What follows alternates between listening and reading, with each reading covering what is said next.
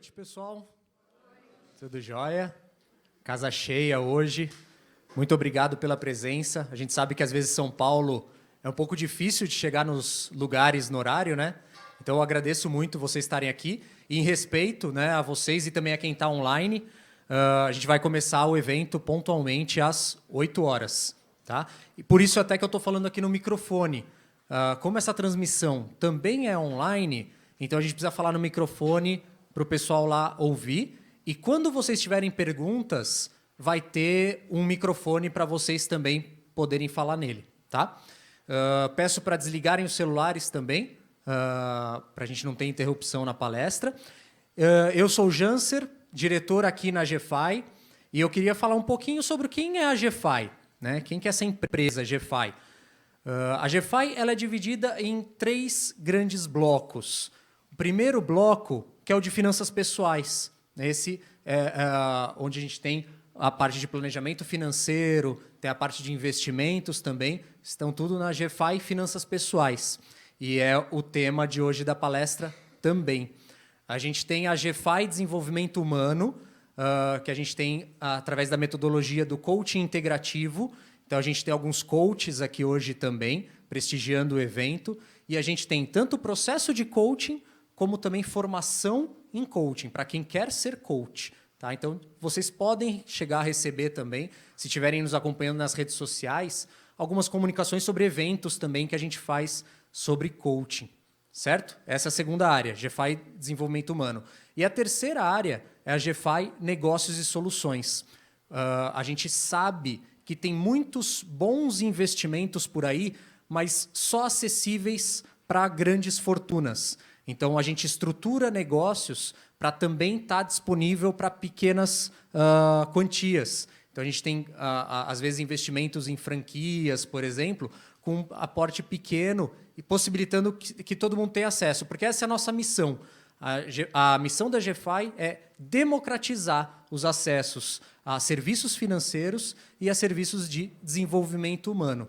Tá? E, de acordo com a nossa missão, está aqui também estimular todo mundo a ganhar mais conhecimento sobre educação financeira. E o Eduardo ele vai se apresentar, ele é um dos nossos planejadores, com especialidade em dívidas. Então, ele tem muita coisa bacana para falar sobre esse tema que é tão atual hoje em dia. E ele vai trazer umas estatísticas bem interessantes. Então, novamente, agradeço. E, Eduardo, vamos lá, agora é com você. Opa, obrigado. Boa noite de novo. Boa noite, pessoal da internet. Né? A gente tem dezenas de pessoas acompanhando a gente, o Brasil inteiro. Obrigado por ter separado um tempo aí precioso para estar conosco, para compartilharmos aí de um assunto que a mídia tem divulgado, mas é um assunto tão importante para as nossas vidas, né? E vendo a casa cheia assim, aumenta a minha responsabilidade de não desapontá-los, né? Como o Jansen disse, eu sou Eduardo Oliveira, sou planejador financeiro na GFI e tenho 25 anos de experiência junto a bancos, pelo menos 18 anos, empresas de cobrança, que são aquelas empresas que fazem a intermediação entre o credor e o devedor.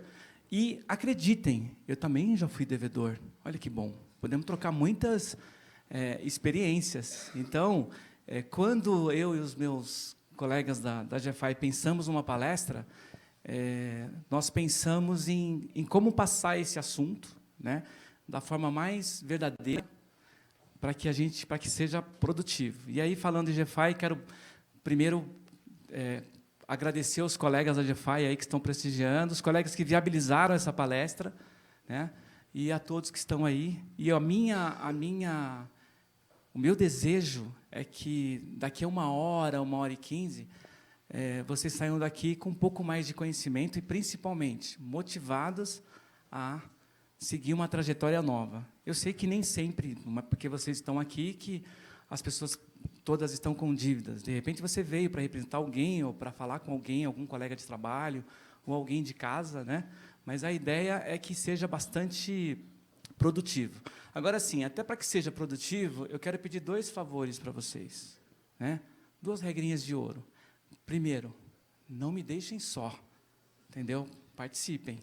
né? A gente pretende fazer uma palestra bastante interativa. Eu acho que é um assunto atual, é um assunto que a mídia propaga, mas sempre tem aquelas dúvidas, alguns casos pontuais. Então, para que seja bem produtivo, participem. A segunda coisa que eu queria pedir para vocês, que a mim incomoda bastante, eu não sei se incomoda vocês, mas a mim incomoda bastante. Existe uma diferença muito grande entre nome sujo e nome restritivo. Vocês ouvem, né? Nome sujo, a pessoa está com nome sujo. A mim incomoda, sabe por quê? Porque, assim, quem no Brasil, para mim, tem o nome sujo? Quem? Sabe quem tem o nome sujo? Se vocês me permitem aí, não sei se vocês concordam, se vão compartilhar da mesma opinião, mas, para mim, quem tem o nome sujo são aqueles senhores e senhoras que foram investigados e condenados pela Operação Lava Jato. Esses têm nome sujo, que desviaram o nosso dinheiro, desviaram o dinheiro público, né, não honraram os cargos. Então, assim, eu acho que é uma injustiça para com os 64 milhões de devedores que estão com nome restrito fazer essa comparação. Vocês estão comigo? Né? Não é uma injustiça? Porque, assim, a gente está falando de inadimplência. Quem são os inadimplentes? Geralmente, são pessoas que, primeiro, não pediram para ficar inadimplentes. A gente vai falar um pouquinho mais. Existe até um descontrole, vamos poder falar um pouquinho disso, mas, geralmente, quem são os inadimplentes? São pessoas de bem, são trabalhadores que, por algum motivo que aconteceu em suas vidas, chegou a essa situação. Por exemplo, quando a gente verifica pesquisas do Serasa, da Associação Comercial, o que mais a gente vê na mídia? Geralmente, em primeiro lugar, perda do emprego, perda de renda, saúde, não é? E até o descontrole financeiro, que nós vamos falar daqui a pouco também. Ok? Então, vamos combinar, se vocês estiverem comigo, de a gente mudar essa referência do nome sujo, nome restrito.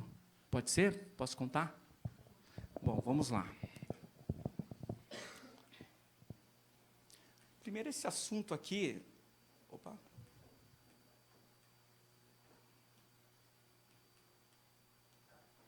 Opa, espera aí que eu sou tio e eu estou ainda... Pronto. Das dívidas à independência financeira. Como negociar e quitar suas dívidas. Você acha que é possível a pessoa ter dívidas e depois conquistar a independência financeira? Será que isso é possível? Sim, né? Acho que todo mundo busca isso. Eu tenho uma tese que depois a gente vai compartilhar, que, para chegar nessa situação, são 5 Ds. Né? Primeiro, você tem que ter determinação. Você tem que tomar a decisão de, por exemplo, estar aqui, numa noite de quinta-feira, para ouvir, para compartilhar. A segunda, não menos importante, você tem que ter disciplina. Né? Não dá para perseguir um caminho para solucionar esse tipo de problema sem ter a disciplina. Você tem que ter um despojamento. A palavra é meio esquisita, mas despojar-se de algumas coisas. Né? A gente vai falar um pouco mais disso pela frente. Né? Então, o caminho, às vezes, ele é um pouco mais árduo, mas a gente consegue ter sucesso desde que a gente consiga seguir esses caminhos todos. Né? E, olha, não podemos esquecer, eu quero falar, mas a gente tem tudo isso, mas e o dinheiro? Claro, né, gente, que precisa do dinheiro, né? Senão você não consegue pagar. O famoso din-din, né? Como é que a gente fala mais de dinheiro? São Paulo é din-din, bufufa, cascaio, como é que é? O pessoal da internet que está aí no Brasil tem outras formas de falar também, né? Então, a gente precisa disso também, precisa de dinheiro. Antes da gente começar, assim, eu quero dividir em 3 partes essa 1 hora, 1h15, que a gente quer deixar um período para perguntas também, mas em 3 partes. A primeira parte é um cenário muito já como está a inadimplência do Brasil, tentar te falar de uma forma diferente, depois algumas dicas e depois sugerir alguns próximos passos para a gente trilhar uma trajetória diferente, tá? A ideia desse slide é só mostrar como está dividido, como está a distribuição de faixa etária dos inadimplentes. Vocês percebem que, principalmente, as 5 primeiras faixas estão muito parecidas, né? Mas a gente tem inadimplentes em todas as faixas etárias, praticamente. Você tinha ideia de que a gente tem esse número de inadimplentes no Brasil? Eu sei que a mídia fala, mas talvez você tenha os números, mas o valor da dívida não. Hoje, em 2016, a gente chegou até o mês passado, chegamos em 64 milhões de inadimplentes, tá? Num total de 270 bilhões de reais. É muita coisa, né? É muita coisa. Mas eu quero te dividir em outras informações. Olha esse quadro. Os 10 maiores lucros do Brasil em 2015. Vocês perceberam que, dentre os 10 maiores lucros, nós temos pelo menos 6 instituições financeiras? Né? O primeiro, 23 bilhões 360 milhões. A gente está falando praticamente de 2 bilhões mês. Aí você pergunta assim, Eduardo, mas... Eu até coloquei o título, os bancos em meio à crise. Então, por que mesmo com a crise, os bancos nunca perdem dinheiro? Simples, eles se defendem. Eles se defendem. Se defendem como? Eu não quero, se você tiver alguma dúvida, mas a ideia não é ser muito técnico, os bancos, quando eles emprestam, eles têm uma ferramenta, um dispositivo chamado PDD, Provisão de Devedores Duvidosos. Então, eles já imaginam que você, ou que algumas pessoas vão inadimplir. Então, eles fazem um provisionalmente, é como se fosse um colchão de segurança. O Banco do Brasil, o Itaú e o Bradesco, que estão entre os 5 maiores, fizeram um colchão de 68 bilhões. É muito dinheiro, né? E qual a vantagem de fazer o colchão? Primeiro, se precaver da inadimplência, e segundo, que tem uma vantagem, porque ele pode jogar como despesa e reduzir o valor de perda. Vocês acham que essa provisão ela acontece todos os anos, quando ele provisiona? Geralmente não, porque o brasileiro, como eu falei, a maior parte dos brasileiros são pessoas de bem, pessoas que não pediram para se tornar inadimplentes. E, geralmente, a maioria deles, em algum momento, eu já tive experiências assim, participando de empresas que acionaram clientes com 3 meses, às vezes até 15 anos. Tem alguns brasileiros que, mesmo depois de 5 anos, mesmo não tendo o nome, às vezes, nos órgãos restritivos de crédito, acabam honrando os seus compromissos, porque preza o nome. Então, esse colchão, às vezes, ele acaba não acontecendo, esse PDD. E aí, isso volta, obviamente, quando há um pagamento por parte dos devedores, no outro ano, como receita. Os números são bons, né?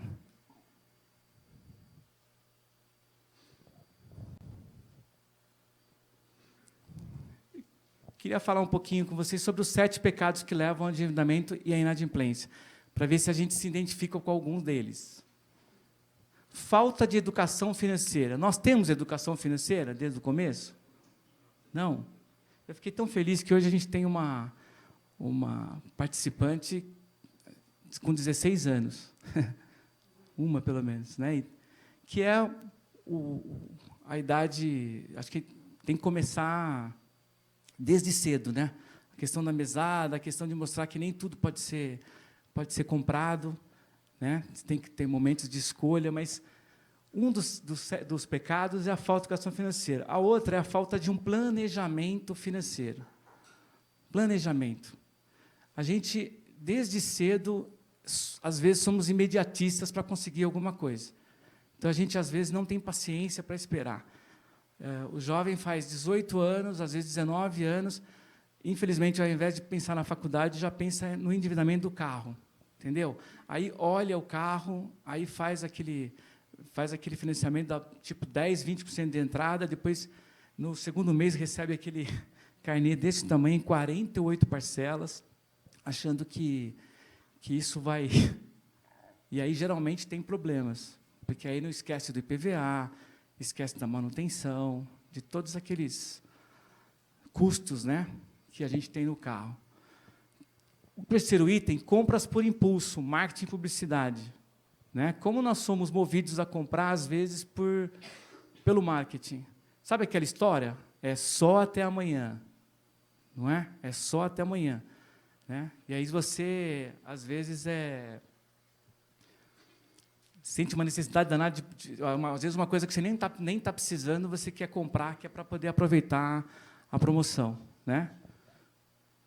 Crédito fácil, mesmo sem condições para honrá-lo. Isso tem bastante. Você vai tendo as linhas de crédito, você vai tomando crédito e sem prestar atenção em como está seu orçamento. Parcelamentos excessivos que, somados, não encaixam no orçamento, isso tem bastante. Falta de destinação do dinheiro, que precisa ser etiquetado. Dinheiro, ele tem um caminho certo. Né? A gente não pode pegar o dinheiro e, de repente, sair gastando. A ideia é que você tenha uma forma de distribuir, de colocar, até de consumir, mas também de poupar. Necessidade de status social. Isso eu até coloquei ali, que é um convite para reflexão. Será que a gente precisa, às vezes, comprar alguma coisa só para mostrar para alguém que tem, ou porque aquele colega, o vizinho, será que isso é importante? E aí eu coloquei, qual é a relação que você deseja ter com o dinheiro? Por exemplo, eu acho que quem tem dívidas, geralmente tem a gente até costuma dizer que o dinheiro ele tem a capacidade de escravizar uma família, uma pessoa, ou ele tem a capacidade de libertar, dependendo da relação que você tem com ele. Então, algumas pessoas acabam ficando escravizadas do consumo pelo dinheiro para ter aquele status social, que eu acho que isso não preenche. Pode preencher no momento, mas depois você acaba querendo gastar em mais alguma coisa. Bom, agora eu quero ir para uma lista que, à medida que, se vocês tiverem perguntas ou algum caso, pode interferir, a gente vai fazendo. Mas, assim, a primeira dica que a gente dá para uma boa negociação ou quitação de dívida é fazer uma análise detalhada e cuidadosa do orçamento. Né? As pessoas, às vezes, no ímpeto de resolver os problemas, fala com o gerente, faz o primeiro parcelamento que vem à cabeça, não vê se aquele parcelamento está de acordo com o orçamento, e aí acaba ficando mais endividado depois. Entendeu? Às vezes o ímpeto de resolver o problema é tão grande que acaba não fazendo as contas. 2, e aí a gente fala de despojamento. Cancele todas as suas linhas de crédito junto ao credor, inclusive cartão de crédito e cheque especial. Gente, como é difícil, às vezes, que a pessoa está endividada, tinha uma linha de crédito, né? Era amigo do banco, amigo do gerente. Como é difícil, às vezes, a pessoa se despojar do cartão, mas é necessário. Se você não fizer isso, você pode cair na tentação de pegar aquela promoção, aquela oferta, e aí as coisas vão se complicando. Então, primeiro, faz uma análise detalhada daquilo que você pode, depois você se livra dos cartões. E aí a gente colocou até uma figura ali, mas é para realmente tirar o laço, né?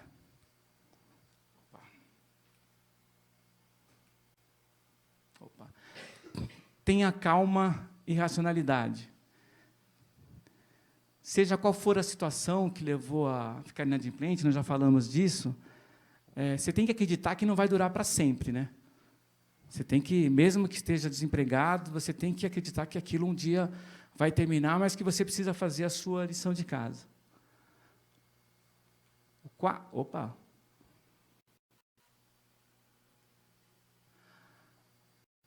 Uma coisa importante que muita gente não esquece na negociação.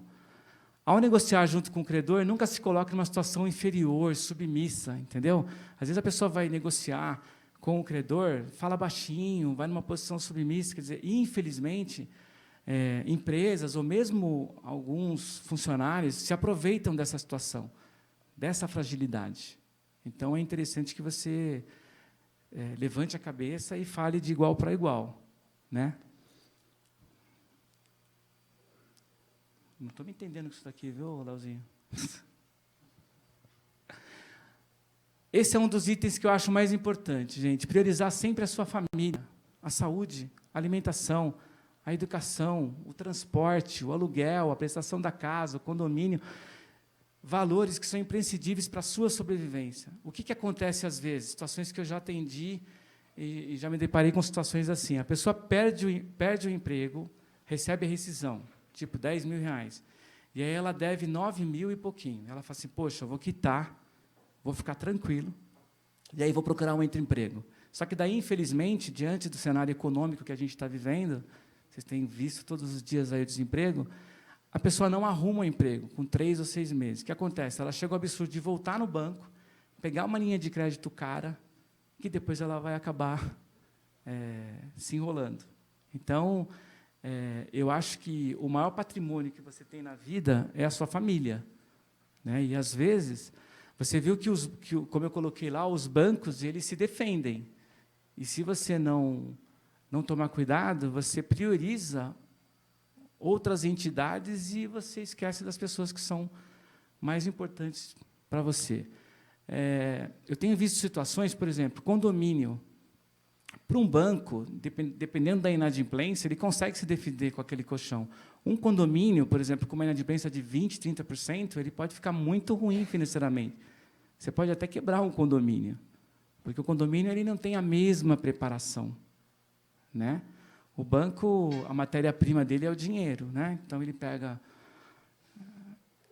te paga 1%, até meio, de um financiamento e empresta para o outro a 8%, a 10%. Claro, o banco diz, olha, eu preciso pagar os custos, os tributos e tal, mas vocês viram o que sobra de lucro ali, não é um valor ruim, né? Opa.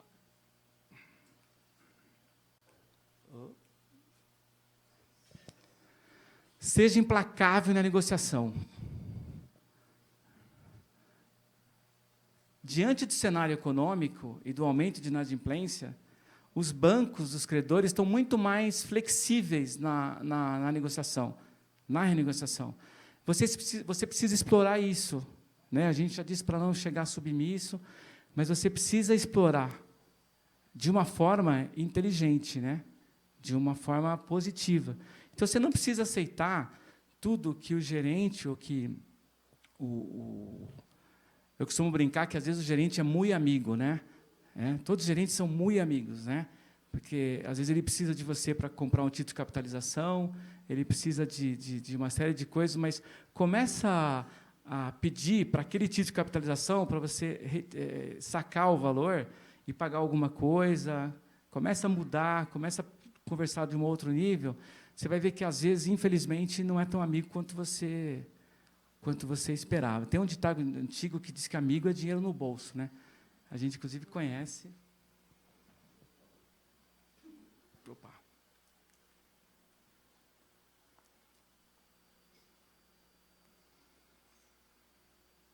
Aqui é o seguinte, principalmente empresas, mesmo com código de defesa, com muita evolução nesse sentido, muitas empresas e credores se aproveitam do seu estado emocional de fragilidade para fazer esse tipo de pressão.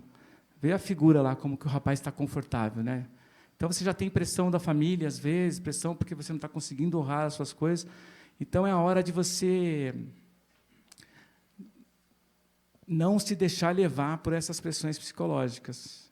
Eu acho que você tem que ser verdadeiro, né? Tem que ser autêntico, transparente, colocar a sua situação, mas nunca se colocar numa situação submissa. Não ceda às pressões e nunca assuma na negociação uma condição, um valor de parcela que você sabe que não vai conseguir honrar. O que acontece às vezes? Você tem várias dívidas, cartão, cheque especial, o gerente faz aquela proposta formidável que, assim, você sai do 18% do cartão de crédito, 16%, e ele faz uma proposta para repactuar tudo isso, e aí você paga apenas 5%. Gente, 5%, às vezes, é muito caro. Muito caro. Então, não saia fazendo a negociação antes de analisar se aquilo vai ser bom para você e, principalmente, se você vai honrar. Eu tive num congresso há algum tempo e um dos colegas lá levou uma estatística de que a cada 10 repactuações, né, renegociações, de 6 a 7 são quebradas. A pessoa paga 1 mês, paga 2 meses, e aí não resolve a situação. Ela acaba criando outros problemas. Tá? Uma informação que você tem que ter é que quanto mais velha for a dívida, maior o poder de desconto, até porque os credores se protegeram. Então, se você passou por uma situação que, infelizmente, demorou um tempinho para ser resolvida,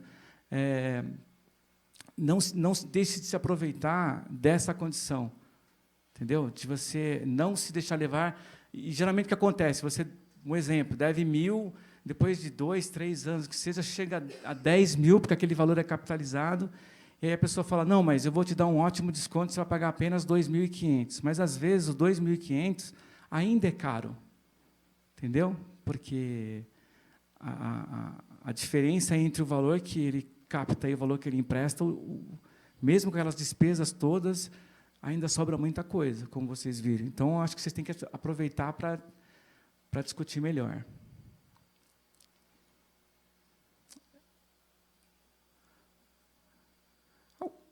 Alguma situação pontual, né? Lembra que você não podia me deixar só? Alguma questão específica que você queira dividir, queira compartilhar de alguém, uma dúvida? O que vocês... Alguém a nossa audiência, os colegas da internet, eventualmente... Microfone.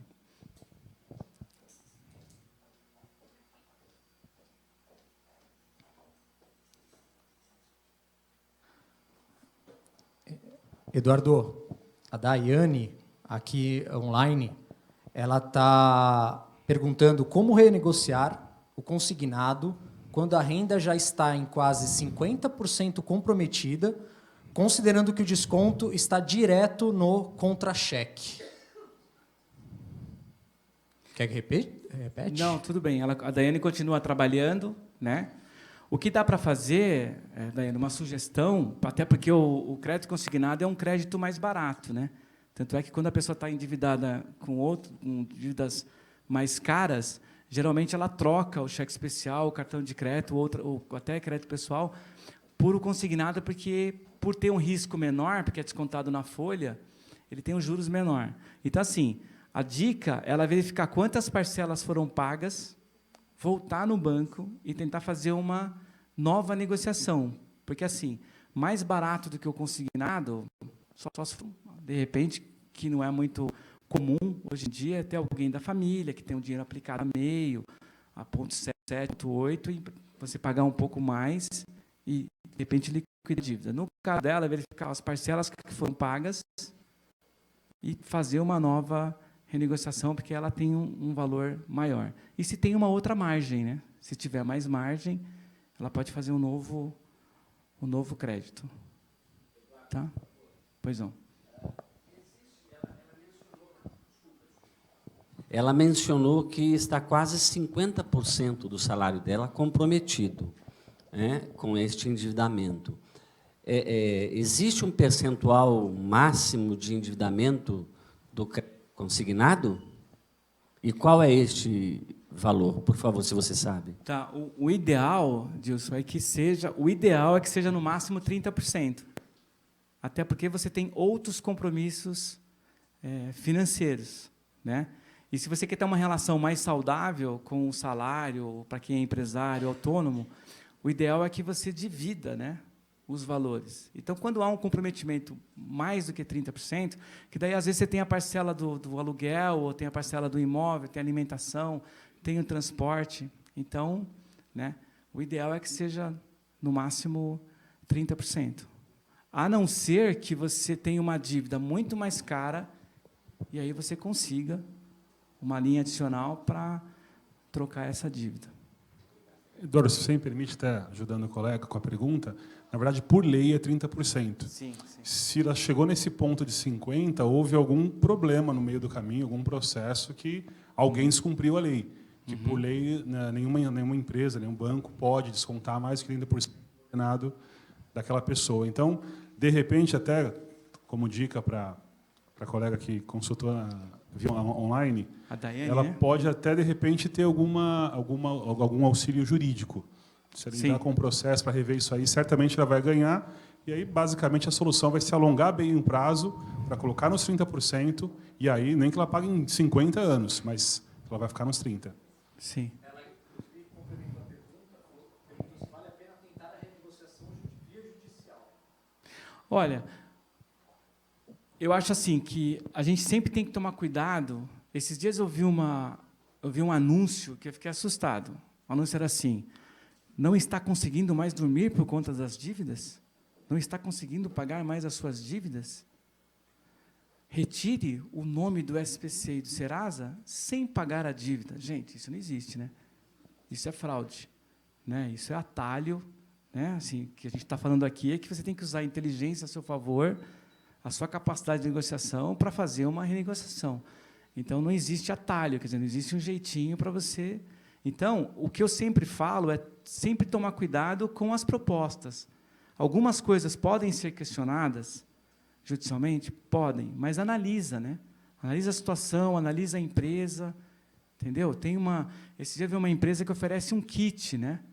Por R$250 você paga lá um boleto e depois você recebe uma lista de tarefas que você precisa fazer para não pagar a dívida. Então, assim, entendeu? Eu acho que eu prefiro o caminho da transparência, da verdade e da renegociação. Sentar com o credor, expor a situação para ele, até falar do seu orçamento, dizer que você chegou a essa situação, mas que você quer sair dessa situação, e às vezes significa você dizer para ele que não vai dar para fazer em 24 vezes, vai ter que fazer em mais.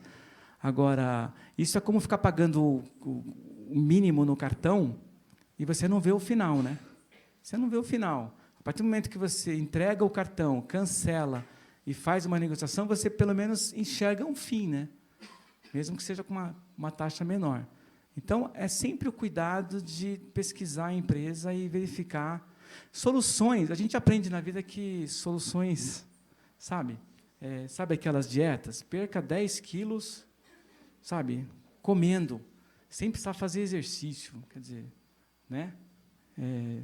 O que você vai descobrir depois de 2 semanas é que você perdeu mais 2 semanas e, às vezes, perdeu um dinheiro, né? Acreditando nesse tipo de soluções mágicas. Então, acho que é sempre procurar o melhor caminho, uma empresa idônea, entendeu? Nós, por exemplo, na GFI, a gente acredita que você pode fazer a sua reestruturação, né, financeira com um planejamento financeiro. Tá? Quando você faz um planejamento financeiro, você vai saber, na sua linha de orçamento, o que exatamente você pode destinar para honrar as suas dívidas. Entendeu? Às vezes, você tem que separar, por exemplo, R$1.000, R$1.500, ou até um pouco mais, juntando alguns credores, mas você sabe que vai ter um final. Você sabe que você não vai pagar uma parcela e vai inadimplir novamente, que daí você começa a perder. Outra coisa, só para 10 segundinhos, outra coisa é o seguinte: quando você aciona um credor, bancos, por exemplo, eles têm um departamento de jurídicos, né? Então, às vezes, o fato de você tentar essa linha, você pode até prejudicar a sua relação com ele e a própria negociação, a eficácia da negociação depois, né?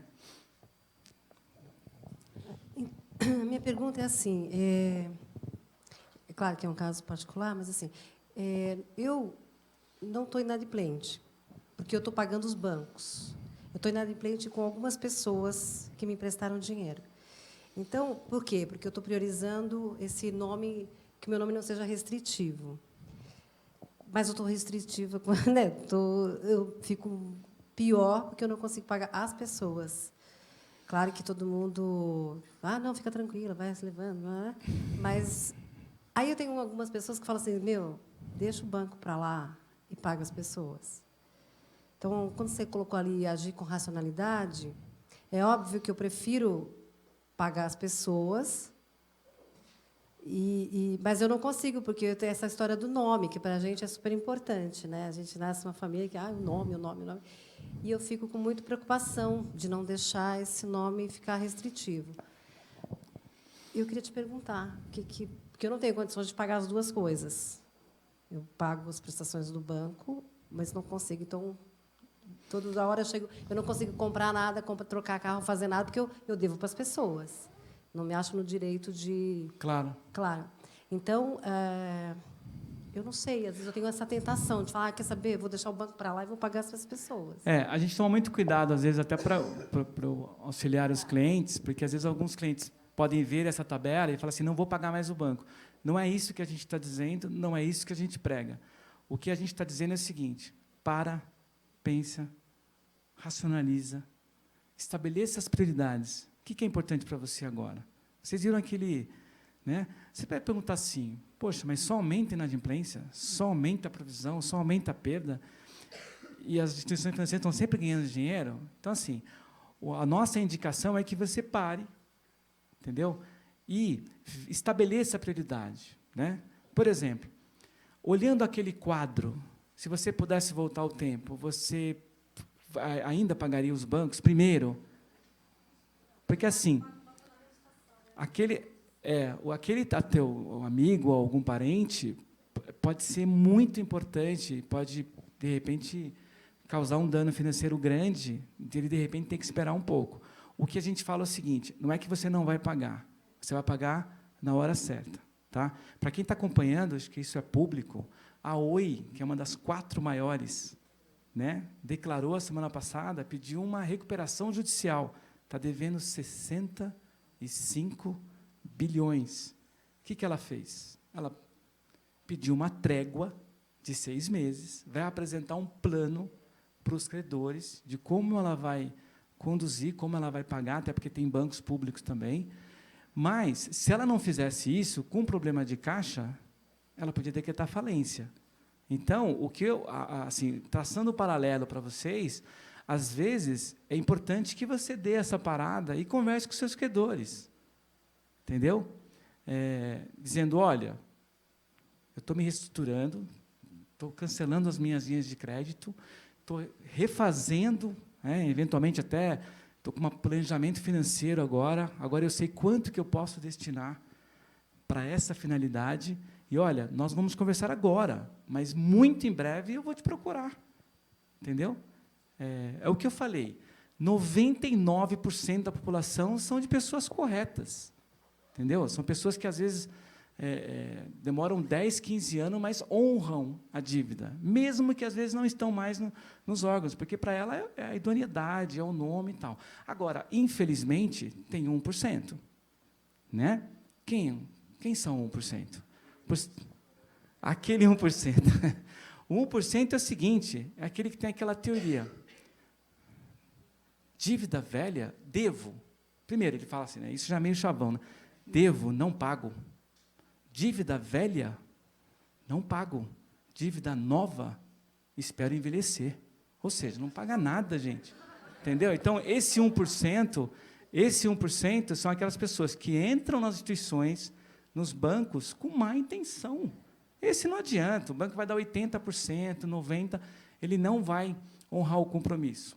Felizmente, não é o que acontece com 99%. Né? Eu sempre analiso balanços de bancos, e aí tem uma linha lá que é a recuperação financeira, daquilo que foi provisionado. Gente, não é pouco dinheiro. Né? O brasileiro é um povo de bem, arrumou emprego, já vai e já quer fazer o parcelamento e tal. Então, o que a gente falou é fazer com racionalidade, com tranquilidade, entendeu? E não priorizar e depois você ficar, sabe, prejudicando. Às vezes, por exemplo, a escola do filho, por exemplo, uma coisa delicada. Uma escola com 30%, 40% de inadimplência pode quebrar. O banco não vai quebrar, porque ele tem o segurança, mas a escola pode. E, às vezes, você, no ímpeto de resolver a situação, a pressão do banco, me ajuda, eu te ajudei quando você precisou e tal, entendeu? Já quer resolver dessa forma. Tá? Só aproveitar, qual é o teu nome? Desculpa. Zeni, vou te aproveitar um gancho seguinte. Eu atendi uma pessoa há uns 2 meses atrás, que, assim, ela tinha uma dívida com um banco de R$32 mil, capitalizado e tal. E aí, o gerente, muito amigo, né? Disse, olha, você vai sair lá de 12, 14 para 4,5%, 5%. E aí fez em 48 vezes, a dívida ia para R$42 mil. Coube no orçamento? Até que sim. Mal sabia ela que, se ela tivesse esperado 2 meses, e foi o que aconteceu, felizmente a gente conseguiu reverter a situação, saiu de 4,5%, 4,8% para 1,4% a renegociação. Então, olha o tamanho da diferença, né? Saiu de 42 para 22 mil. Então, assim, olha para quem está endividado e para quem está querendo... Você, por exemplo, puder ter feito isso e de repente, negociado melhor e pago alguém da família e tudo mais. Então, essa é a questão, né? Sempre procurar fazer da melhor forma. Vai ter pressão? Vai. Vai ter pressão, mas é a questão de você estabelecer a prioridade. A Daiane está complementando a pergunta. Repete depois para ela ouvir. Tá. Bancos pequenos, eles não têm linha melhores para renegociar? Os bancos pequenos? Ela citou BMG, BMC. Olha, os bancos pequenos... Ah, sim. Daiane. Daiane, de onde? De algum lugar aí, né? Do Brasil. Se as linhas de crédito dos bancos menores são mais acessíveis. Tá. Olha, geralmente são mais acessíveis, mas também são mais caras. Entendeu? Essa é a questão. Essa é a questão, né? Quanto maior o risco, maior a taxa. Então, o ideal é que ela busque linhas, né, nos bancos maiores, né? Pode ser uma situação ou outra pontual, mas geralmente nos bancos maiores costumam, como tem esse colchão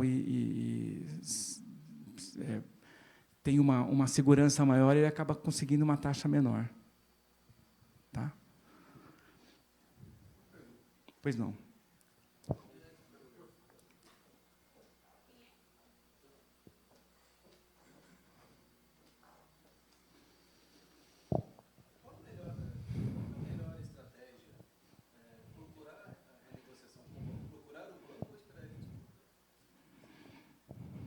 Isso é uma ótima pergunta. Tem que repetir, por favor, que acho que não... Qual que é a melhor estratégia? Procurar o banco e instituição educacional ou esperar ele procurar a gente para tentar uma renegociação? Olha, dependendo da situação que você se encontra de orçamento, às vezes, estrategicamente, é melhor que você espere ele te procurar. Entendeu?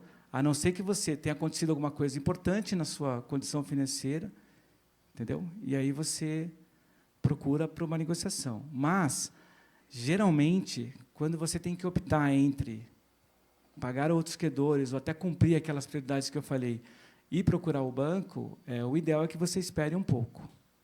O ideal é que espere um pouco. Por isso, as pessoas que a gente atende, geralmente, a gente explica com muito cuidado, né, com muito critério, mas, em alguns casos, às vezes, 60 dias que você espera é o tempo de você fazer o planejamento financeiro, fazer uma estruturação, voltar ao trabalho, você passa a saber exatamente qual é a linha que você vai ter para honrar aquele compromisso, e aí você volta lá, fala, olha, banco, olha, você tinha me falado em taxa de 2,5%, né, em 24 parcelas, o que eu posso fazer é isso, é aquilo que eu falei. Eles estão muito mais flexíveis por conta da situação. Entendeu? Alguns bancos até ofereciam uns cafés, né, de renegociação, que geralmente era só no final do ano. Né? Os principais bancos brasileiros têm feito isso a cada 2, 3 meses. Entendeu? É aquilo que eu falo. Você tem que parar, respirar, aguardar. É o tempo que, às vezes, você faz essa reestruturação e descobre exatamente... Geralmente, deixar que eles te procurem. Entendeu? Só uma coisinha para complementar. Teu nome é? Jorge. Só para complementar a pergunta do Jorge, existe um período em que você... Porque é o seguinte, enquanto você tem uma linha de crédito de 5 mil, cartão de 5, de 1.000, enquanto você está sustentando a agência, trazendo rentabilidade, melhorando o sistema de comissionamento do teu gerente, você vai ser a melhor pessoa do mundo. A partir do momento que você começa a ter essas questões, né, às vezes as relações mudam. Então, o que acontece? Às vezes, o gerente ele sabe que, em algum momento, ele vai, entre aspas, te perder. porque você vai passar a ser acionado por uma outra empresa ou até por uma outra área interna do banco. Então, o que ele faz? Ele não quer te perder, entendeu? Ele não quer te perder. Então, a pressão dele para que você resolva rapidamente. Então, ele não vai dizer para você assim, olha, Jorge, segura a onda aí, que daqui 3 meses ou 2 meses vai para uma área interna do banco e esse 4,5 vai para 1,2 ou 1. Em algumas situações, por exemplo, em algumas clientes, por exemplo, a gente consegue zerar a taxa, dependendo do valor. Entendeu? Então, ele pressiona. E aí é a hora que você tem que... Perdão?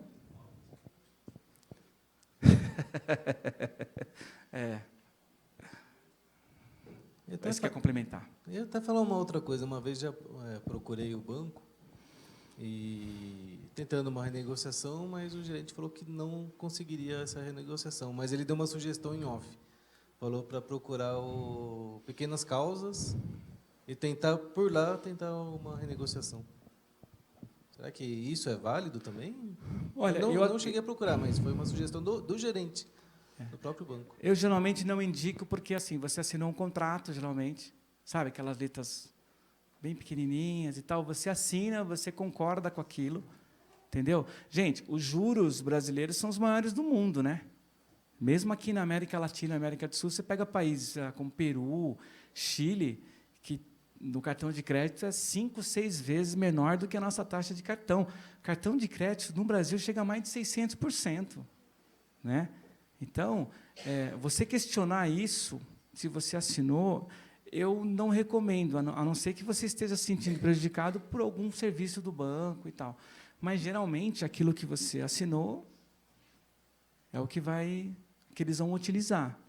Entendeu? E aquilo que eu falei, às vezes, eu já estive nos bancos 18 anos, o fato de você entrar num juizado de pequenas causas, você corta um pouco da relação e você pode dificultar uma futura negociação, porque falou, pô, agora ele acionou, entendeu? Mesmo sendo órgãos de defesa do consumidor, que não é remunerado, né, você não paga, mas, mesmo assim, eu acho que um caminho perigoso. Eu iria para o caminho da negociação. Uma pergunta aqui do Rubens, pergunta online. Vale a pena, antes da renegociação, pedir o cálculo de um perito, pois geralmente ocorrem erros e cobranças abusivas? Em qual produto? Ele está falando antes da renegociação, ver, dependendo do que ele tem, não especifica qual produto, mas ele fala para ver se vai para o perito antes para calcular, para ver se não tem nada abusivo ali no meio. Até, eu acho que ele está se referindo a muitas propagandas que a gente ouve no rádio, mesmo, falando assim, olha, procure a gente para ver a sua dívida, porque pode ter juros abusivos ali dentro. Sim. Então, acho que ele está falando de procurar essas instituições para ver se realmente pode acontecer desses juros abusivos. Tá. Qual o nome dele? É o Rubens. Rubens, eu particularmente não recomendo. Eu acho que ele pode fazer isso sozinho. Né? É claro que assim, você pega alguém que tem um conhecimento dentro do teu planejamento, dentro de um programa, você vai ter essa informação. Né? O perito, duvido que não custe lá, sabe? Então, assim, eu vejo como, em alguns casos, como oportunismo e também acho desnecessário. Eu acho que ele pode fazer isso de uma forma mais barata, mais eficiente, entendeu? Sem também ter esse custo, que isso não é um trabalho gratuito, com certeza tem um custo. Até engraçado, porque hoje a gente estava falando sobre isso e teve um caso de uma pessoa comprou um carro zero e estava a prestação lá para 48 vezes e chegou, ele pagou algumas parcelas do carro zero dele e alguém virou para ele e falou, olha, você está pagando juros abusivos aí dentro, para de pagar que eu vou conseguir diminuir essa parcela para você. Parou de pagar, pagou 4 mil para essa pessoa e simplesmente ela sumiu. E ele ficou sem os 4 mil e devedor correndo o risco de perder o carro. Né? Sim. E não deve ter ficado com uma boa imagem lá junto ao credor, porque claro. Tentou uma...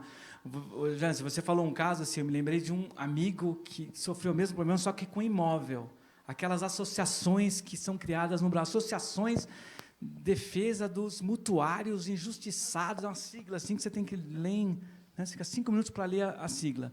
Geralmente, como é que acontece? Entra com processo, paga um valor, e aí você fala assim, aí pergunta para ele, vem cá, você garante que eu vou ter... O que acontece geralmente, gente? Acontece as pessoas, no desespero, querendo resolver rapidamente, arrumam dinheiro que não tem, paga, e depois a pessoa fala, não, mas eu tentei, né? Sabe? O banco é forte e tal. Então, acho que não tem essa necessidade. Os casos que a gente tem ajudado no planejamento financeiro, inclusive tem casos assim, eu até particularmente consegui ajudar uma pessoa na clínica financeira, que depois as pessoas presentes vão receber um voucher, vão poder fazer uma clínica dentro de 2 horas, 2 horas e meia, que faça um diagnóstico da tua situação, teus anseios, né, objetivos. A gente, às vezes, consegue direcionar a pessoa nessa clínica sem essa cobrança. Entendeu? Aquilo que eu falei do atalho, né? As pessoas às vezes ficam desesperadas e vão procurar um atalho. Gente, infelizmente, no Brasil, o que não faltam são oportunismos, né? Oportunistas para explorar, às vezes, uma fragilidade alheia, uma condição, né? E, às vezes, de forma até escancarada no jornal e tal. Entendeu? Tipo que eu falei, né? Limpe seu nome sem pagar a dívida. Isso não tem esse milagre. E aí o Rubens, a gente tinha perguntado para ele do produto, né? Ele falou crédito pessoal ou cheque especial. E aí vem uma questão até que eu estava pensando, você falou uma das primeiras dicas de cancelar o cheque especial e o cartão de crédito. Mas como é que fica se justamente a sua dívida é no cheque especial e no cartão de crédito? Sim. Vocês lembram daquela figura, né? Tinha um racha, quer dizer, primeiro você tem que ter um dos Ds lá, determinação. Né? Você fala assim, não vou usar por enquanto, entendeu? Mesmo que apareça aquelas propostas e tal, porque assim, às vezes a pessoa tem muita dificuldade, né, de se livrar, ou de se despojar do cartão. Então, assim, juridicamente, você pode, até se precisar formalmente, pedir o cancelamento dessa linha, mesmo estando inadimplente. Você fala assim, olha, não vou usar mais o cartão, inclusive tinha não, mas paga o mínimo, volta, você uma hora, você consegue, né? E você não consegue, porque as pessoas vão, em 6 meses, dobra o valor do cartão, e a pessoa continua acreditando que ela tem aquele crédito, ela não tem aquele crédito. Por isso que o crédito do cartão, a linha de crédito do cartão de crédito e o cheque especial, as taxas são tão caras, porque elas não têm a garantia. Entendeu? E, infelizmente, vai ter alguém que vai inadimplir. Então, isso pode ser feito. Então, a dica é assim, cancela a linha de crédito. Se for o caso, não dá para fazer como aquela repactuação, 4,5%, 5%, não dá para fazer agora. Aguarda e renegocia. Tá? Fatalmente, você vai ter condições de sentar e conseguir uma linha menor. Seja 1,5%, 2%, até uma linha zerada. Tem só enquanto está indo lá, colega, eu dei assistência para um cliente na semana retrasada, que ele tinha fechado um acordo com um desses 5 bancos, tá? R$100 mil. O valor final, 250 mil. 48 parcelas. Como a parcela cabia no orçamento, no desespero, então você imagina essa taxa. Bom, resumindo, a gente está conseguindo, junto a esse mesmo banco, entendeu? Uma taxa de 1,2 na renegociação. Ou seja, nós estamos falando em 2/3 de novo da dívida. Aí você fala, pô, mas por que o gerente não fez isso? Gente, ele não fez porque ele quer receita, entendeu? Ele quer viajar para a Europa no final do ano, você é amigo dele, ele te serve aquele cafezinho, né? Então, assim, ele precisa do PLR, precisa de uma série de coisas. Então, ele não vai deixar de atuar em causa própria, entendeu? Você acha que o gerente do banco vai dizer assim, olha, você tem um valor aqui para aplicar comigo, mas você sabe que eu tenho o meu concorrente, que é amigo da faculdade e tal, e eu descobri que ele tem uma taxa quase o dobro. Você não quer ir para lá? Ele não vai falar isso para você, porque ele pode ser até demitido. Então, geralmente, ele atua em causa própria. Entendeu? Título de capitalização, na opinião de vocês, é investimento? Não, né? Tá. não precisa nem confessar, tá, gente? Mas eu já confesso. Quantas vezes o teu gerente ligou para você no dia 28? Amigão, Jansen, me ajuda. Entendeu? Diretor, poxa, eu preciso fazer 8. E lembra que você pediu aquela linha de crédito pessoal, o aumento de cheque especial, até do cartão de crédito? Me ajuda. Aí, gente, você coloca um dinheiro lá, que fica. De vez em quando você lembra do dinheiro, você olha para ele e fala, putz, mas se eu tivesse dinheiro na mão... E aí, se você sacar antes, você é penalizado, entendeu? O valor dá menos do que a poupança, você fica com raiva, né? Você só isso, ou você tenta sacar, pô, você tem que falar com, entendeu? Com 10, tem com o baraque, com um monte de gente, você não consegue falar, e aí você lembra do gerente, entendeu? Então tem essa, desculpa. Oi, usando a sua experiência aí de bancos e de empresas de cobrança, etc., esse espera um tempo para poder renegociar, etc. Quanto que é esse tempo? 6 meses, é 1 ano, é 2 anos? E emendando nessa pergunta, quanto que se consegue de um desconto à vista para pagar uma coisa dessa? Recebi um dinheiro, enfim, vendi uma coisa que eu tinha para poder pagar a dívida, depois de 6 meses ou depois de 1 ano. Deve ter alguma regrinha de contabilidade, alguma coisa assim que o banco tem que... Qual que é o teu nome? Caco. O Caco, a questão é a seguinte, isso depende da situação. Então, por isso que eu falo que é importante o planejamento financeiro, porque não é uma regra, entendeu? Não tem uma regra, infelizmente, tem uma regra matemática. Dependendo da sua situação, se a gente chega, por exemplo, no planejamento, tendo que priorizar algumas coisas suas, pode demorar 6 meses, 3 meses, 2 meses, depende da situação. Tá? Geralmente, a partir de 90 dias, a situação começa a ficar um pouco mais atrativa. Mas, às vezes, mesmo com uma condição atrativa, ainda não cabe no teu orçamento. Aí você vai fazer e vai se enrolar e tudo mais. Entendeu? Para você ter uma ideia, como as instituições estão flexíveis, tem instituição, por exemplo, aceitando 3% de entrada, com a primeira só para... Lembrei daquela moça da loja, né? A primeira só para agosto, não tem um lance assim? Então, assim, a pessoa faz o parcelamento, dá 2 meses para pagar. Por quê? Porque ele quer segurar aquela taxa. Entendeu? Se você tiver a frieza e a determinação, a disciplina de esperar um pouco, você pode ter certeza que, assim como você tem interesse em pagar, ele tem interesse em receber. Agora, o que eu falei, olho no olho, entendeu? Cabeça, né, não baixa, expor a situação, entendeu? Porque aí não tem como não argumentar, né? Tá? Então, não tem um prazo. Tem casos que são, sei lá, tem casos, infelizmente, que 6 meses, 9 meses, alguns casos 2 meses, entendeu? O bom é que as instituições estão mais flexíveis, que elas querem receber, entendeu? Então, tem uma instituição, por exemplo, não sei se vocês lembram lá, mas somava quase as 5 instituições, quase 80 bilhões, né? Aquele quadro dos 10 maiores lucros, 80%. Então, assim, eles se defenderam, entendeu? Então, assim, você não vai quebrar o banco, entendeu? Mesmo que você queira, você não vai conseguir. Você não vai conseguir quebrar o banco. O gerente vai te pedir, pelo amor de Deus, vai dizer que, poxa vida, já tinha comprado a passagem para Paris. Você vai melar as compras, né? No free shop. Ele não vai te falar isso, claro. Mas você não vai perder o emprego por sua causa, o banco não vai quebrar. Agora, você vai quebrar.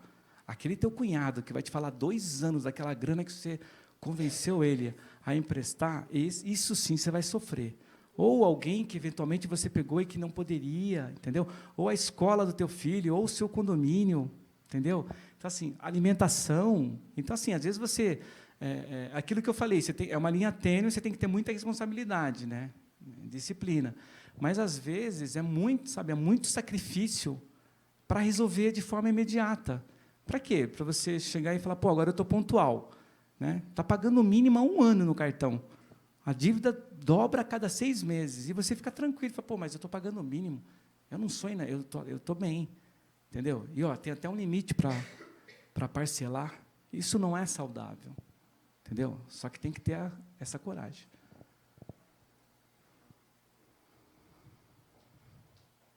A Dani só perguntou se o seu exemplo foi negociação Não foi negociação, Daiane. Não foi negociação judicial. O que aconteceu? Era um dos 5 bancos, que vai estar lá na apresentação, ela também teve acesso, né? E aí, o que nós fizemos? A gente conversou com a central do banco, porque, às vezes, o banco, antes de mandar para uma empresa de cobrança, ele tem uma central interna. Nesta central interna, nós conseguimos a negociação. Então, assim, não teve nenhum processo, foi simplesmente conversar, usar a nossa experiência, que acho que isso é importante, entendeu? Acho que isso é importante. A gente, como já passou por isso, já teve dos 2 lados, a gente conhece mais ou menos a linguagem, né? E também falar daquela forma que eu falei, né, transparente, que não dá para fazer, mas não teve ação judicial, não teve custo de ação nesse sentido. Só uma coisa, né? No caso que eu falei, 20 mil e depois 32, assim, vale a pena, né? De repente, esperar um pouco e fazer uma coisa mais... A minha dúvida é, a dívida está na mesma conta? O cheque especial, o cartão de crédito, tudo cai na mesma conta, a parcela do financiamento, enfim, na mesma conta que cai o salário. Aí a parcela come tudo.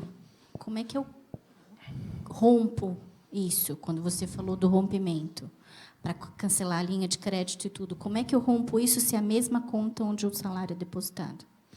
Qual é o teu nome? Desculpa. Andréa. Andréia? André. Aí, assim, depende do caso, tá? Mas, em alguns casos, aí tem que analisar, por isso que eu falei que é importante fazer esse diagnóstico, porque, assim, tem casos em que você consegue, primeiro, cancelar a conta. Cancelou a conta. Vem cancelar a empresa, mas aí abre a conta num outro banco. Em algumas situações, você consegue fazer isso.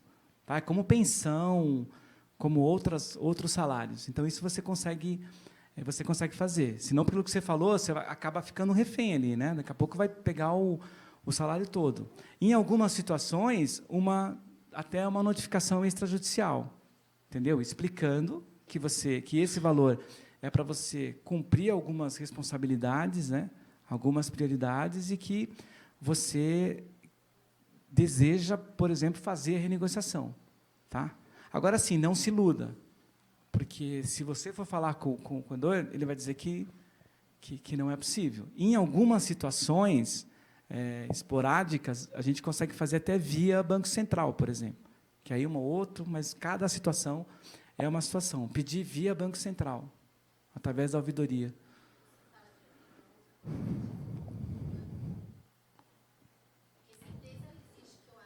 Sim, pode ser até no mesmo banco, entendeu? Uma conta, mas, assim, com relação a essa dívida, você tratar separadamente.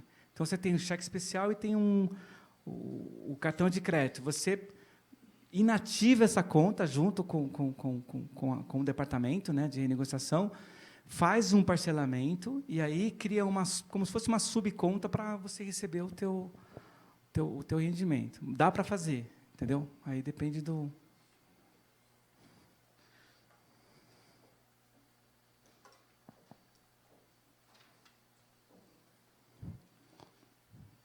Mais alguma coisa? Acho que a gente tem 10 minutinhos, né, gente? Será isso?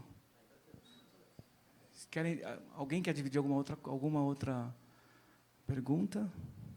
Lembra do início, né, gente? A gente vai ficar muito satisfeito depois de ter preparado e vocês terem reservado esse tempo. A gente vai ficar satisfeito se você sair daqui com um pouco mais de informação. Pois não. Desculpa, o Caco ia... Só um minuto. Não é que você está... Está com a... Até agora nós falamos em dívidas de banco, cartão de crédito. E dívidas de quebra de contrato de aluguel? A pessoa tem uma loja, ela não conseguiu fazer com que o seu negócio prosperasse e não honrou o contrato. Ele tem um contrato de aluguel de 1 ano, ele quebrou antes. E ele tenta renegociar e ele não consegue. Qual é o caminho? A dívida que era 9 já tem 30. O caminho é insistir na renegociação, porque o contrato prevê... Ele não tem como fazer um depósito judicial e negociar. Falar, olha, se eu quebrei o contrato é porque eu não consigo honrar, não consigo ter essa renda para cumprir. Entendeu? Então, aí você tem que realmente... Aí tem que ter uma consulta, como eu falei. Assim, Eu peço desculpa, porque às vezes é frustrante, né? Que você fala, a gente podia ter uma fórmula, né? Mas às vezes não tem. Então, assim, tem que analisar o contrato, o teor do contrato, o que assinou, né? Fazer a proposta formalmente, entendeu? Mas o caminho é continuar negociando, entendeu? O depósito judicial, ele cabe, sim, em algumas situações. Aí tem que analisar o contrato individualmente. Tá? Tem que ver cláusula, ver o que pagou, o que não pagou, o que prevê. Inclusive inadimplência. Pois não. O meu marido sempre faz um comentário assim: o banco quer mais é que você se ferre, que você fique devendo mesmo para ele, né? Ele não é amigo seu, isso eu sei. Agora, a minha dúvida é assim: se o banco quer mais que você se ferre, né, entre aspas, você vai mantendo esse cheque especial, essa conta alta, e como que você vai querer negociar essa dívida se o banco tem? Você está devendo e o banco quer mais que você se ferre e você não tem esse dinheiro para pagar essa dívida. Como que faria no caso? Aquilo que eu falei, você vai sentar com ele de uma forma verdadeira, transparente, até se precisar ter o planejamento, entendeu? Dizendo assim, olha, não consigo pagar. Eu já entrei em vários bancos. Ele brincou ali, brincou não, ele comentou. Eu entrei num banco, falei para ela, eu já entrei em vários, né? E eu odeio o Santander, entre aspas, né? E o Santander, eu tenho um financiamento com ele. E realmente o banco ele quer mais que se ferre mesmo, porque esses dias atrás mesmo eu briguei com a gerente. Eu falei, como que você está querendo falar e me ajudar se você está praticamente falando, que é o que você disse agora há pouco. Eu falei, puta, você falou um monte de coisa que já serviu para mim, né? E aí você falou, o banco daqui 2 meses você vai pagar a primeira, Cláudia. Fica tranquila, aqui daqui 2 meses dá tempo de você se programar. Aí você fala, opa, daqui 2 meses, então já não vou pagar esse mês esse financiamento. Eu tenho um financiamento no Santander. Mas, desculpa, financiamento, qual é o produto? Eu fiz um empréstimo. Um crédito pessoal. Isso, empréstimo pessoal. E bonitinho tal, e fui obrigada a fazer nele porque era a taxa menor que estava. Eu tenho conta no HSBC. Aí, o que eu quero agora e não estou conseguindo a minha briga?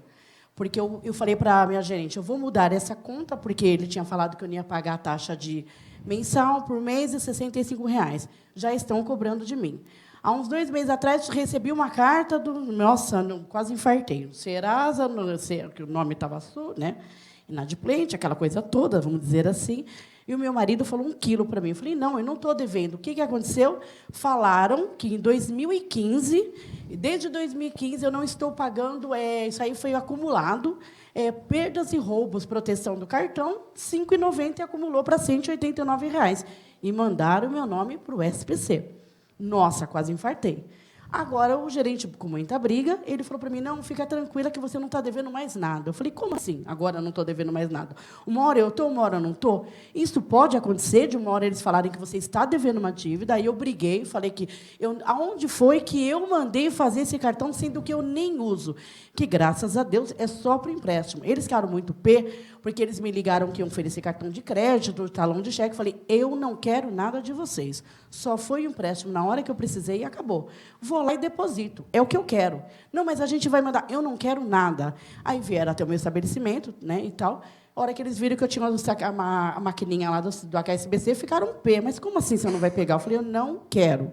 Resumindo, eu quero tirar essa dívida que eu tenho no Santander para jogar para o HSBC. Já pago a conta mensal, ali, né, a tarifa de mensal. E aí ela falou, pelo menos você não precisa pagar 2, a minha gerente. Aí eu quero transferir essa dívida do Santander para o HSBC. O que aconteceu? A pessoa física, os juros, foi lá em cima. Aí eu falei para a minha gerente, peraí, mas eu tenho, graças a Deus, só falta 12 parcelas. Entendeu? Eu falei para ela. E na outra eu ia mandar com 15. Aí o Santander falou para mim, eu falei, eu quero quanto que fica para eu quitar. Não vai dar para você. Não, eu quero saber quanto que é para eu quitar. Porque eu quero tirar de lá e jogar para o HSBC, que aí eu não preciso ficar pagando tarifa de conta corrente e tudo mais. Sim. E o que aconteceu? Eu não estou conseguindo. Aí ele fala assim para mim, não, espera cair essa parcela agora, que a senhora não está devendo mais nada. Seu nome não, eu estou vendo aqui, não tem nome nenhum. Aí eu falei para ele, eu tive até um constrangimento, porque eu fui comprar, não deixaram, que meu nome estava devido a esse empréstimo. Eu falei, mas eu estou em dia. Agora, o que eu não consigo? Não estou conseguindo transferir essa dívida do Santander para o HSBC. Eles ficam me enrolando, já briguei feio tal, e tudo mais, e não consigo fazer isso daí. Que partido aí que eu tenho que dar? Continuo. Aí eu tenho mais 1 ano só esse empréstimo. Aí eu fico, vou aguentar ele mais um pouco e fico com o Santander por lá mesmo, ou eu jogo para o HSBC, para pagar débito automático e fica mais fácil? Tá, desculpa, eu vou te devolver uma pergunta. É por isso que eu acho que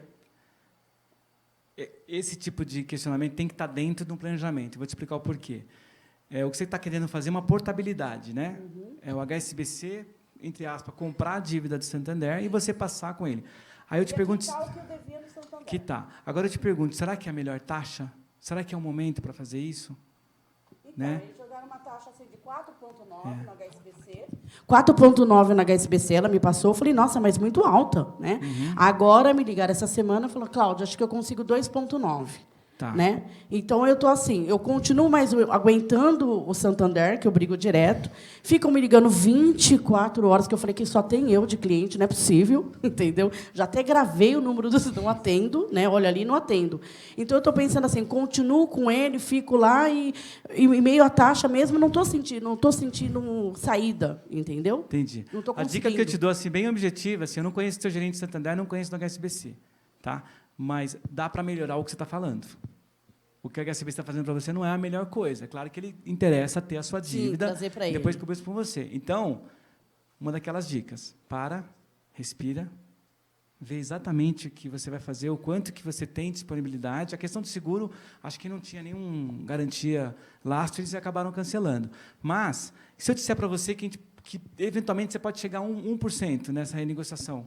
Ah, não, acho que não compensa. Não, eu digo do HSBC, que está comprando a tua dívida para 4,5%. E se você conseguir renegociar com o próprio Santander, a 1,5%. Entendeu? Então, assim, às vezes não é a melhor coisa. Continuaria lá mesmo, às vezes não é o melhor negócio fazer a portabilidade e transferir para o HSBC. Entendi. Entendeu? Às vezes é assim. Eu sei que você está, às vezes, angustiada, chateada com a gerente, mas racional. Frieza, entendeu? E conversar com ela, falar que você está pensando, que você está tendo aí uma assessoria nesse sentido e que você volta a conversar. Porque os 4,5 pode ser muito caro. Sem conhecer, eu já te falo que é um pouco caro. Dá para melhorar. Lembra de Santander? Do 1,2 e alguns casos que até dá para zerar? Entendeu? Nesse caso, de repente, a gente pode conseguir a mesma coisa com o teu caso. Então, né? Não dá para generalizar, cada caso é um caso, mas... talvez a portabilidade não seja uma coisa boa nesse momento. Entendi. Tá? Obrigada. Deixa eu ver se eu... Acho que a gente está chegando aí, né, gente? Opa! Volta mais um. Você vai falar do... Posso, né? Beleza? Vocês vão receber Eu assim, junto com os meus colegas aí da GFI, nós criamos um checklist que você pode baixar, você entra lá, baixa o checklist, tem uns itens, você preenche, e aí te direciona, na nossa opinião, dependendo de uma pontuação das respostas que você vai colocar, se você estaria preparado para sair para uma renegociação. Tá? Então, em alguns casos, você vai preencher, ele vai pedir para você fazer uma lição de casa. Entendeu? Uma dica. Por exemplo, a questão da priorização da família, daquelas despesas prioritárias, de energia e tudo mais. Dependendo da resposta que você vai colocar, ele vai te direcionar. Então, né, Jânio, eles podem entrar no QI financeiro, né, naquele link. Isso, vão receber por e-mail. Né? Aí baixa a planilha, preenche. Né? Tem também um artigo falando sobre isso. Entendeu? Antes de fazer o sorteio, posso só... para todos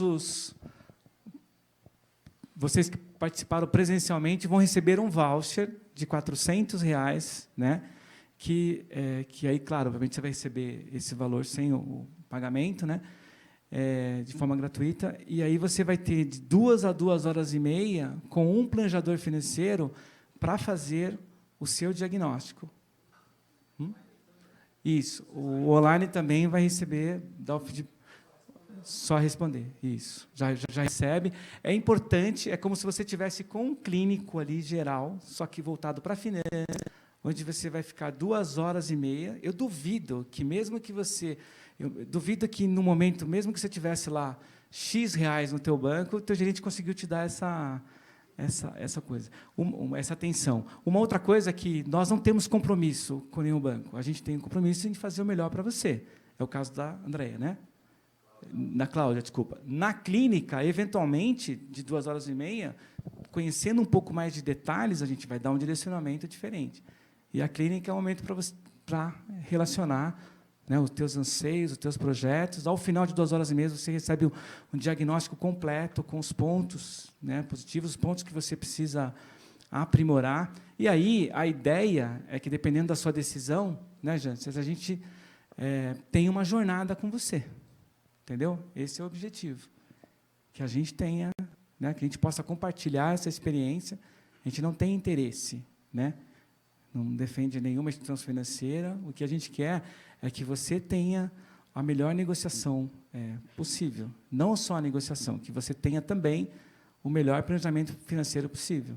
Você lembra dos 7 capitais? Que, né, não tem a cultura financeira, não tem a educação e também não tem o planejamento. Isso dificulta muito, porque às vezes você quer fazer do seu jeito e nem sempre o nosso jeito é o melhor jeito. Entendeu? Pois não. Só um minutinho, desculpa, ela trazer o... Tudo que você falou também cabe. A gente viu que era mais pessoas físicas falando assim. Para a pessoa jurídica é o mesmo procedimento? Assim, é o mesmo modo de pensar, modo de agir? Sim. Sim. Geralmente, na pessoa jurídica, você tem um departamento específico.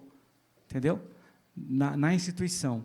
Mas o caminho que nós falamos, o caminho é o mesmo. O caminho é o mesmo. Dá para fazer. Eu só queria partilhar rapidamente com você. Deixa eu ver se eu consigo aqui. Ó.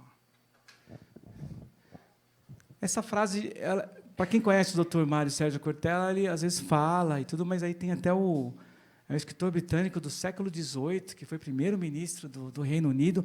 Mas assim, é uma frase que, para mim, como é que vocês vão encarar a frase, mas, para mim, ela diz muito. Né? E acho que tem muito a ver com o que a gente está falando, que é a questão do dinheiro. A vida é muito curta para ser pequena. Entendeu? Então, assim, eu acredito que você determina a relação que você quer ter com o dinheiro, com as suas finanças. Você quer ser escravizado pelo dinheiro ou você quer ter liberdade? Entendeu? Então, assim, quando a gente falou de priorizar a família, eu fico muito chateado quando eu vejo todo ano as principais canais de televisão entrevistando pessoas endividadas. O que a gente ouve, 2/3 do 10º salário do PLR, da comissão, vão para pagar dívidas. Entendeu? Então, assim, às vezes, a pessoa destina esse valor porque ela não negociou, ela gastou mais do que, sabe, ganhava, não tinha a questão do planejamento, sabe, foi intempestivo para fazer a negociação. E, assim, a mim incomoda, porque o que mais nós queremos, acho que isso todo mundo tem esse anseio, é, no final do ano, você poder utilizar uma parte do valor do teu trabalho suado, da tua remuneração como autônomo ou como empresário, para investir no teu bem maior, o maior patrimônio, tua família. Entendeu? Então, assim, não é para não pagar, mas direcionar de uma forma, entendeu? Porque ela é muito curta mesmo, para ser pequena. Então, assim, vale a pena as noites de insônia, as preocupações. Quando eu falo que eu acredito que o dinheiro ele pode libertar ou pode escravizar, porque, assim, a gente que faz planejamento financeiro, a gente costuma ver casos em que relacionamentos são comprometidos, casamentos são comprometidos, relações com amigos são comprometidos. Então, assim, o dinheiro ele tem esse poder, entendeu? Só que eu acho que quem ganha o dinheiro tem mais poder sobre ele. Como é que eu quero conduzir as minhas finanças? Eu quero fazer um planejamento ou eu quero ser imediatista? Entendeu? Eu quero comprar um carro e pagar 3? Ou eu quero juntar o dinheiro e comprar um carro melhor sem ter que pagar tantos juros? Entendeu? E isso para tantas outras coisas, né? Compras que, às vezes, umas coisas que me chamam a atenção, mas, às vezes, por exemplo, uma bolsa, né? Aquele negócio que eu falei da status social. Às vezes, o que você tem não é nada contra vocês, não, viu, meninas? Bolsa, mas pode ser dos meninos também com outras, com carro, com terno. Mas, assim, às vezes, o que você tem, o que cabe no seu orçamento, não é uma microcross, desculpa. de 800 pratas. Às vezes é uma bolsa de 200, que é muito bonita, como tantas que a gente está vendo aqui, sem você precisar se quebrar, sem você dizer, não, mas... E a vendedora, ela é muito perspicaz, né? Você gostou da bolsa, né? Se eu disser para você que a gente pode fazer em 10 vezes, de R$40, de 60, aí você chega em casa, e aí você sai da sua linha de orçamento, não era aquilo que você tinha. Então, assim, eu acredito nisso, que você determina.